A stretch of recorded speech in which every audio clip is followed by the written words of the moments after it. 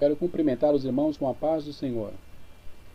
Nesse trimestre, irmãos, nós estamos estudando aqui relacionamentos em família, superando desafios e problemas com exemplos da palavra de Deus. É o nosso trimestre, nós estamos estudando esses relacionamentos familiares. E hoje nós vamos estar estudando uma das lições desses relacionamentos familiares. A lição de número 5, que traz como título Motim em Família. E eu quero ler aqui com os irmãos o textuário e a verdade prática, que diz assim: Fazei todas as coisas sem murmurações nem contendas. Filipenses capítulo 2, versículo 14. Verdade prática. Das murmurações derivam as contendas, por isso devemos evitá-las em nossa família. Então lemos aqui a verdade prática e o texto áureo da nossa lição. Hoje estudaremos o motim formado por Miriam e Arão contra a liderança de Moisés. Isso aconteceu numa família, a família de Arão e Joquebede, que eram os pais de Moisés. Eles tiveram 3 filhos, Arão, Miriam e Moisés. E aconteceu na família de Moisés, na família de um homem de Deus, de um líder de Deus. A presente lição nos adverte contra as murmurações, nos adverte contra os ciúmes, nos adverte contra as contendas que ocorrem no meio da família e também no povo de Deus.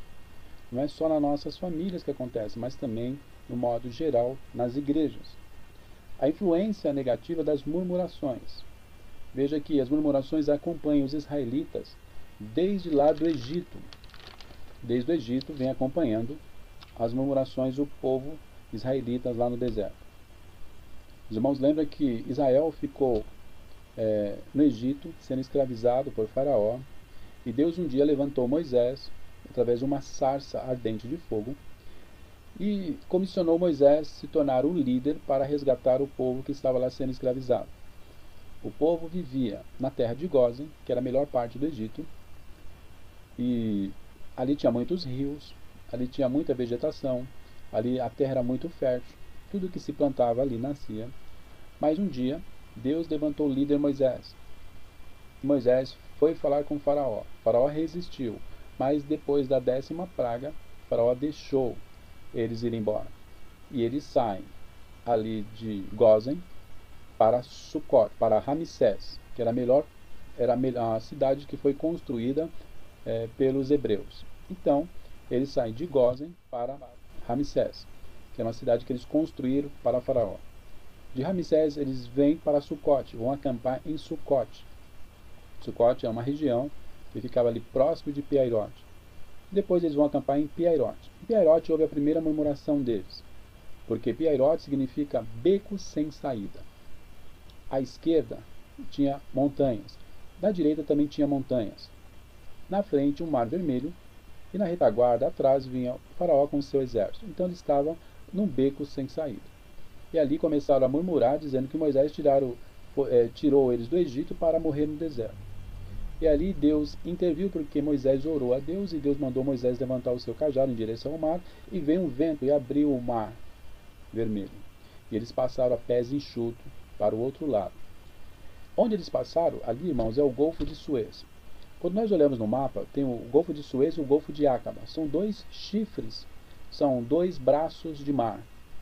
Esses braços de mar, o Golfo de Suez tem aí 300 km de comprimento por 32 km de largura. Então eles passaram nessa largura de 32 km, eles passaram a pés enxutos a noite toda. Passaram para o outro lado. Chegando no outro lado, eles vão murmurar novamente, porque eles vão chegar em Mara. Mara águas amargas, significa águas amargas. Eles foram beber daquelas águas e eram muito amargas.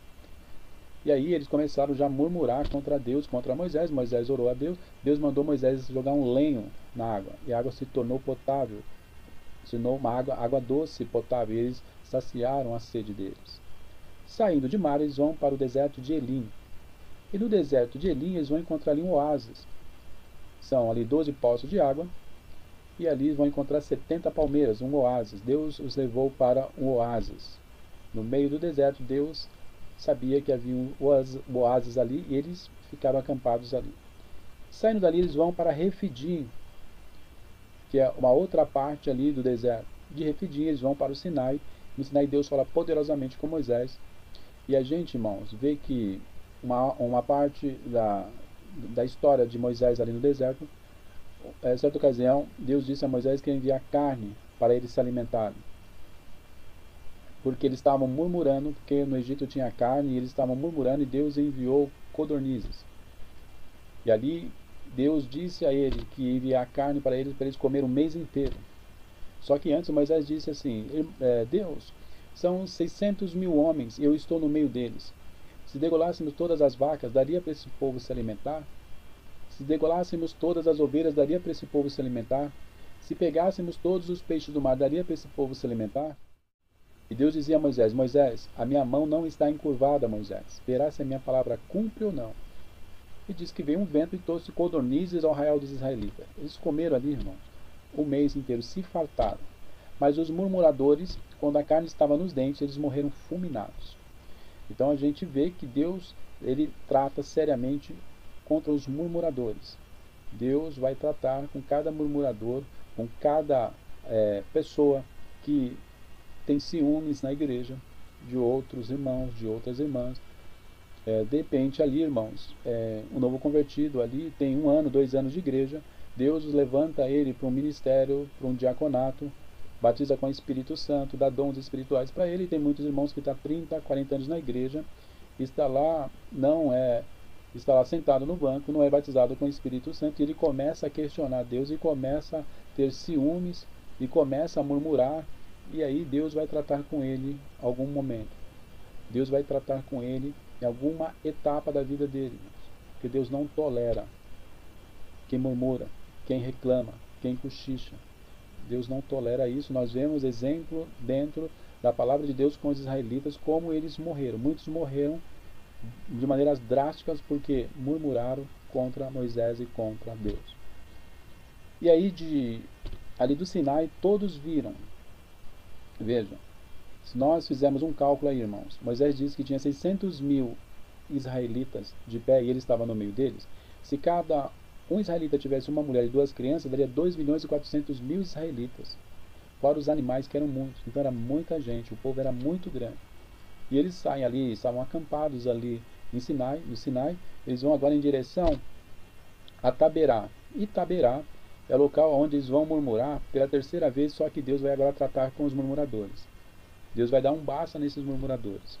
Veja lá o que diz lá, Números capítulo 11, versículo de 1 a 3, diz assim: E aconteceu que, queixando-se o povo, era mal aos ouvidos do Senhor, porque o Senhor ouviu-o, e a sua ira se acendeu, e o fogo do Senhor ardeu entre eles, e consumiu os que estavam na última parte do arraial. Então o povo clamou a Moisés, e Moisés orou ao Senhor, e o fogo se apagou. Pelo que chamou aquele lugar Taberá, porquanto o fogo do Senhor se acendera entre eles. Então Deus tratou severamente com esse grupo. Eles foram queimados vivos. Deus queimou eles, veio o fogo do céu e consumiu esse grupo. Deus, irmãos, não tolera murmuradores. Não só bastasse isso, irmãos, lá em Taberá, na 4ª murmuração, as codornizes, eles reclamaram, murmuraram que queriam comer carne, estavam com fome, e Deus vai enviar o maná a eles. O maná a Bíblia diz que era como semente de coentro arredondado, esbranquiçado, e tinha sabor de bolo de mel. Só eles experimentaram esse maná, irmãos. Nenhum ser humano na face da terra teve o privilégio de comer, de experimentar o maná. O maná significa o que é isso? Então somente eles puderam. A prioridade foram para eles. Porque nenhum ser humano na face da terra pôde comer o maná, porque veio da cozinha de Deus. E tudo que vem do céu, tudo que vem de Deus é maravilha, é bênção. Imagine, eu fico imaginando que sabor delicioso era o maná. Mas mesmo assim, irmão, eles continuam murmurando. Eles não aprenderam. Veja que eles viram o mar vermelho se abrir. Eles viram Mara se tornar água potável. Eles viram ali o grupo ser queimado vivo por Deus.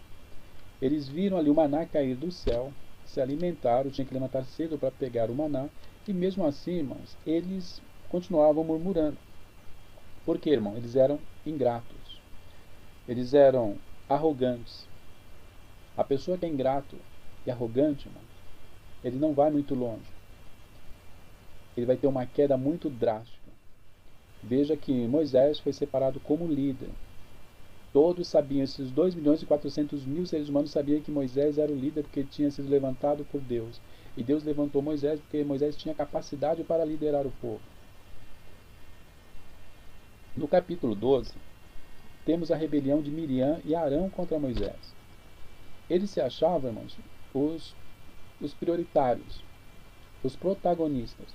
Por eles serem mais velhos que Moisés, Moisés era o caçula, então eles achavam que Deus devia contar com eles também, que eles também eram líderes. Mas não, irmão. Deus chamou quem? Deus chamou Moisés.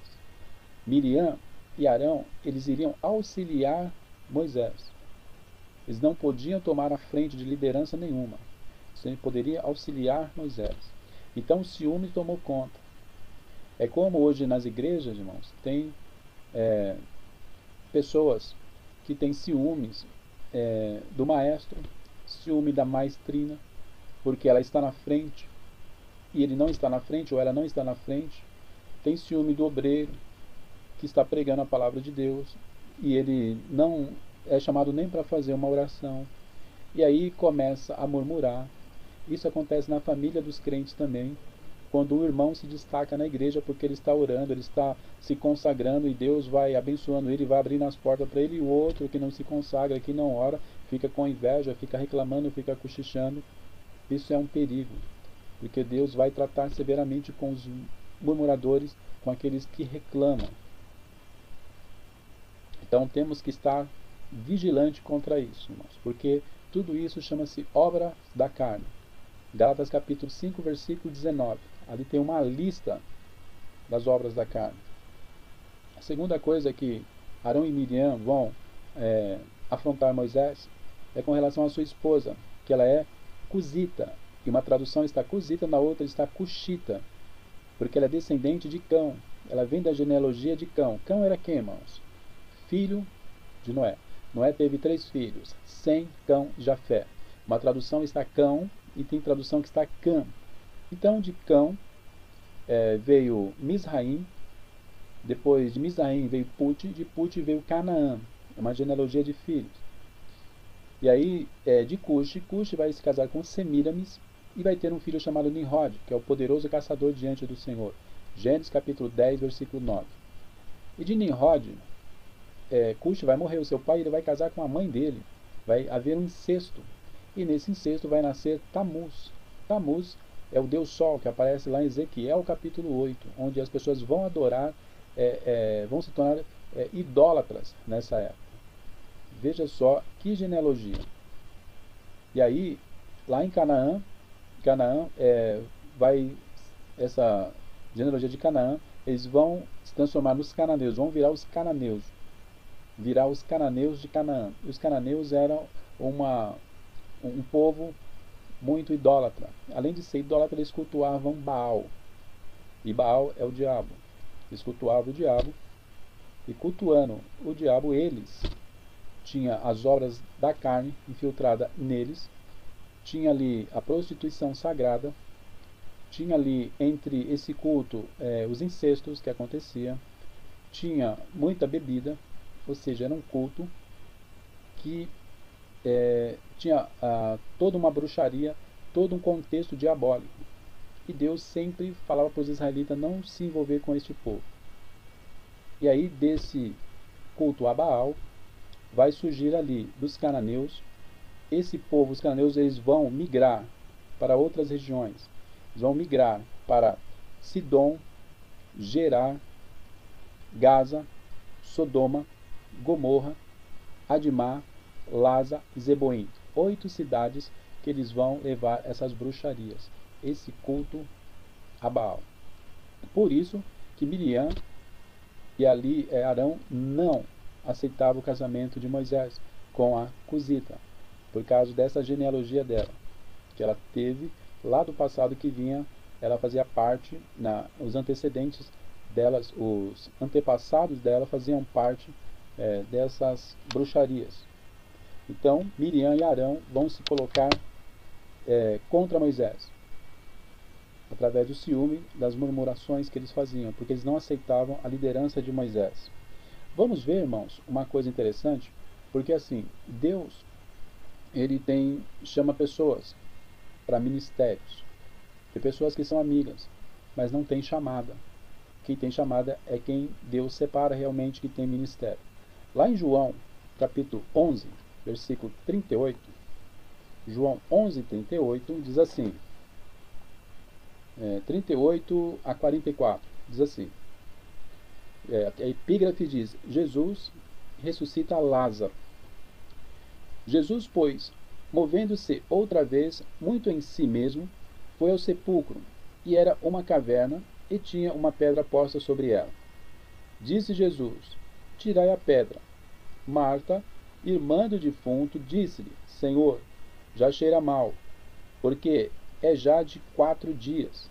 Disse Jesus, não te hei dito que se creres verás a glória de Deus?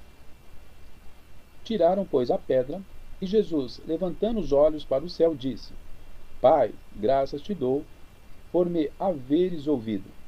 Eu bem sei que sempre me ouves, mas eu disse isso por causa da multidão que está ao redor, para que creiam que tu me enviaste. E tendo dito isto, chamou com grande voz Lázaro, vem para fora. E o defunto saiu, tendo as mãos e os pés ligados com faixas, e o seu rosto envolto num lenço. Disse-lhe Jesus, desligai-o e deixai-o ir. Então nós temos uma passagem aqui que Lázaro morreu, estava há 4 dias já morto, um estado de putrefação. Mas aí Jesus diz para Marta para tirar a pedra, que ali a pedra ia ser tirada, naquele momento, para as pessoas ali ajudarem a tirar essa pedra, para que Jesus fizesse aquela obra. Ou seja, havia uma participação humana, mas também uma participação divina. Então, nesse milagre, Lázaro está lá na glória. Lázaro está lá no paraíso. Veja só, irmãos, Lázaro poderia ser um discípulo de Jesus, ou não? Imagine só Lázaro dando um testemunho que ele estava no paraíso, que ele viu miríades de anjos, que ele viu as maravilhas que tem lá na glória. Aquilo que Paulo disse que não é nem lícito ao homem falar. Então, Paulo não tinha assim nem como explicar aquilo que ele viu, ele nem queria falar para os homens de tão maravilhoso que é a glória, que é o paraíso. Agora, imagine só ele dando esses testemunhos. Que bênção seria. Mas, irmãos, Lázaro era apenas um amigo de Jesus. Ele não tinha chamada. Os discípulos tinham chamada. Então nós aprendemos aí, irmãos, que cargo, chamada, ministério, Deus quem separa. Não adianta aí, irmãos. Muitas vezes o obreiro está dirigindo uma igreja e tem um outro obreiro que é amigo dele. E aí ele fala, vem me ajudar aqui na igreja, você fica como meu segundo. Mas se ele não tiver chamada, não adianta. Não vai prosperar, porque a chamada é com Deus. Ser amigo é uma coisa, ter chamada é outra. Miriam era amiga de Deus, como Arão, porque eles tinham um cargo. Miriam, ali não é uma profetisa. Arão, ele é sumo sacerdote. Deus confiava neles nesses cargos, mas não para liderança. Liderança era Moisés. Eles eram amigos, mas a chamada de liderança era de Moisés. E Deus sabe onde está aqueles a quem Deus vai chamar para os ministérios. Então, irmãos, ter chamado é uma coisa, ser amigo é outra. Miriam e Arão tiveram inveja de Moisés. É um sentimento de desgosto. Então a inveja significa isso aqui, irmãos, que eu vou ler. A inveja significa um sentimento de desgosto diante da felicidade do outro. É desejar o que o outro possui. Eles desejavam o cargo de Moisés, e desejavam a liderança de Moisés. Então eles tinham inveja de Moisés. Numa família, o irmão tendo inveja do outro, a irmã tendo inveja do outro irmão, porque ele possui cargo de Deus, porque Deus está confiando nele. Isso acontece, irmãos. Acontece dentro das famílias e acontece também dentro das igrejas. Temos que estar atentos. Essa lição da escola dominical, essas revistas, essas lições que nós estamos tendo, são realidades que ocorrem. Precisamos estar atentos a isso, irmãos. Ambos acharam que a liderança deveria ser compartilhada com eles. Embora Miriam era uma profetisa e Arão um sumo sacerdote. Dois ministérios importantíssimos.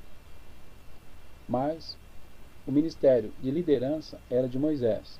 Eles tinham que entender isso. E foi difícil eles entender, até que Deus chamou-os no particular. E aí eles começaram a entender.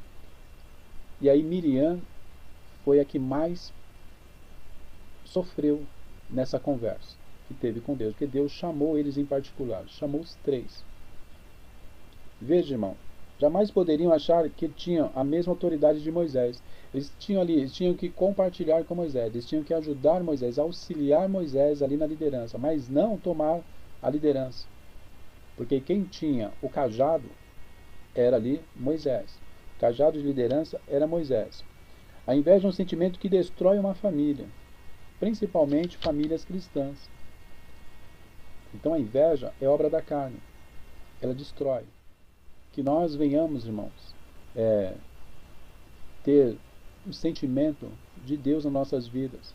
Que nós possamos aplaudir os irmãos que estão sendo abençoados por Deus. Nós possamos aplaudir, elogiar esses irmãos e irmãs que estão sendo usados nas mãos de Deus. E temos que ser humilde o máximo para que Deus tenha misericórdia da gente e que possa também nos usar. Possa ter misericórdia da gente para nos usar em seus ministérios. A murmuração, irmãos, ela se transforma em inveja. Veja, e a inveja se transforma em homicídio. Olha que coisa terrível. A murmuração, ela se transforma em inveja, inveja se transforma em homicídio. Lembra de Caim e Abel? O que levou Caim matar Abel, assassinar Abel? Foi a inveja. Certamente ali, irmãos, Caim, ele murmurava pelos cantos. E essa murmuração gerou inveja. E essa inveja levou ao assassinato do seu irmão Abel. Um assassinato dentro de uma família. Por quê? Porque a inveja tomou conta do coração de Caim. Isso é terrível, irmãos. Porque a inveja leva pessoas a cometer assassinatos. Tão grave é esse sentimento diabólico. É um sentimento diabólico. Mas Deus vai tratar de forma muito séria com os invejosos, com os murmuradores. Deus vai tratar de uma forma muito séria. Qual foi, irmãos, a punição de Miriam? Miriam instigava Arão para eles tomar a liderança. Deus sabia que era Miriam que instigava Arão, mas Deus vai chamar os três. Deus convocou os dois, juntamente com Moisés, para fora da tenda. Lá em Números capítulo 12, versículo 4. Deus vai chamá-los fora da tenda. Que diz lá, Números 12, 4. Vamos ler aqui, irmãos.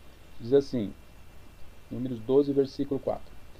E logo o Senhor disse a Moisés, e a Arão e a Miriam, vós três saí à tenda da congregação, e saíram eles três.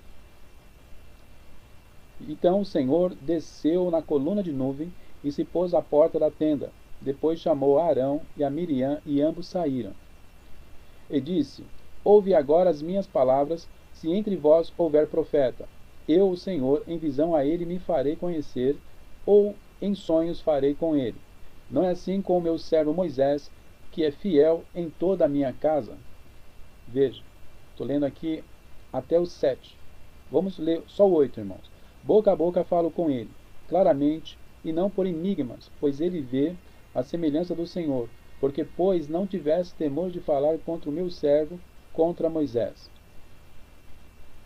Vamos até o 10. Assim a ira do Senhor contra eles acendeu e retirou-se. E a nuvem se retirou de sobre a tenda, e eis que Miriam ficou leprosa, como a neve. E olhou Arão para Miriam, e eis que estava leprosa. Deus chama os três, Moisés, Arão e Miriam, e Deus vai interrogar ali Miriam. E uma prova que Deus vai colocar que é a liderança de Moisés, porque Miriam ficou leprosa. Instantaneamente ficou leprosa. Deus tratou severamente com Miriam. E ela entendeu, ela só pôde entender naquele momento que a liderança de Moisés, porque ela passou esse aperto. Ela ficou 7 dias longe de todo israelita. Ficou isolada 7 dias, porque os leprosos ficavam afastados. Para ela aprender nesses 7 dias que ela passou, ela refletiu nesses 7 dias que a liderança era de Moisés, que Deus tinha levantado Moisés, que era para ela atentar à chamada de Deus com Moisés, e para ela não se rebelar contra Moisés, porque Deus tinha levantado este homem para liderar todo este povo. Ela tinha que respeitar a liderança. Como ela não quis respeitar a liderança, murmurou, falou mal de Moisés, teve ciúme de Moisés, Deus tratou com ela severamente. E aí ela aprendeu que quem está no comando é Moisés. E é isso, irmãos, que nós temos que vigiar. Vigiar contra as murmurações, vigiar contra a inveja, que são obras da carne, e essas obras da carne estão dentro de nós. Nós precisamos vigiar para não cometermos os erros de Miriam e Arão. Que Deus possa abençoar a todos os irmãos e possa nos ajudar a ser honrado por Deus sem ter inveja de ninguém e nem murmurar contra ninguém. Que Deus possa abençoar a cada irmão e peço aos irmãos que orem também por nós, para que nós possamos também sermos humildes ao ponto de não se dobrar a ciúmes e nem a contendas e nem a invejas. Quero agradecer aos irmãos mais uma vez e que fique com Deus, irmãos, todos vocês, em nome de Jesus.